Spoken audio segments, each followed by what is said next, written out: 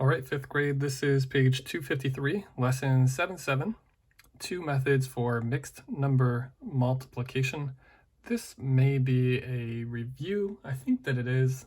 So I'm going to show you the two methods for figuring out mixed number multiplication.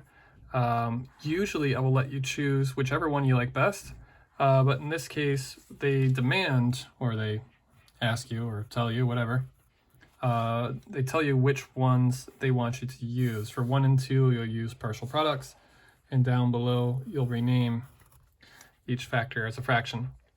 So let's go through and talk about the first strategy, which is partial products. And my example is 6 times 2 2/4. And with partial products, really all that means is you're multiplying every part of the first factor times every part of the second one. So that means you're going to begin with 6 times 2.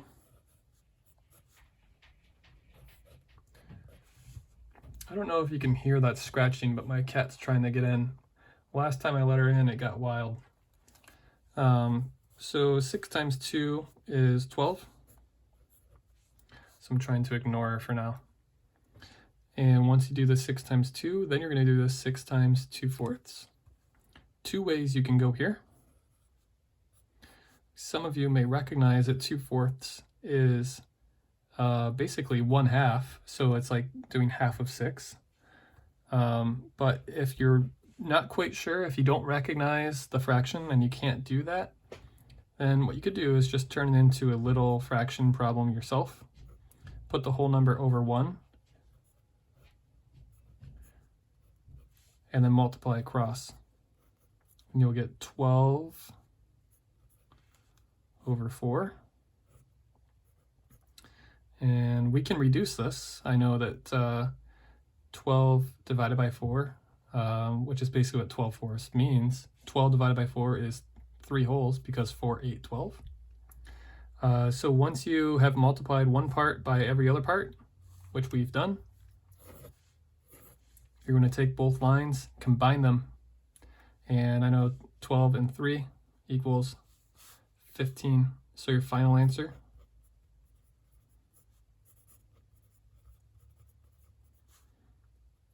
$15. Now for you guys, my guess is going to be the second answer is oftentimes going to be a fraction, not a second whole number, which worked out really well for us. Let's say it was the second one came out to 3/4. All you would do is just attach this to the 12. So your final answer would be 12 3/4 in that case. Okay, but of course that's not true for this one because we already found out that it was 3. But just so when you encounter that. Now let's go to renaming. Renaming is the one I've been using in previous lessons. It's just been turning everything into a fraction and multiplying across. The downfall is sometimes you end up with fractions that have kind of tough multiplication situations attached to them, and it doesn't always make a lot of sense for us. It takes more work, but a lot of times it's one of those like better safe than sorry. If you know how to do it, then cool, do it. And to rename everything, we're going to take this mixed number and turn them into a fraction. And we do that. This 4 means we basically have 4 entire sets of something that has 4 pieces per whole. So we have 4 entire sets of 4s already. So 4 4s would be 16. And then we also have 3 more little slices of 4ths. So we have 16 4s plus 3 more, and that equals 19 4ths. And remember to turn any whole number into a fraction, which a lot of times you'll do in situations just like this. You just put them over 1. So 2 over 1. And now you can multiply like normal. And maybe you'll see like kind of what I'm talking about with why sometimes it doesn't work out super well. Because now you have to do 19 times 2. And a lot of us can't do that mentally. We can do 4 times 1, which equals 4. But in some cases, you might have to come to the side and do one of these quick things where you do 19 times 2 2 times 9 is 18, we know that. Carry the 1. 2 times 1 is 2, plus 1, 38. So we know 19 times 2 is 38. 4 times 1 is 4. We get 38 fourths. Here's the other downfall. We have our fraction, but he's improper, which means the numerator is bigger than the denominator, and he's really improper. So you'll probably end up having to reduce this to get a more realistic answer here.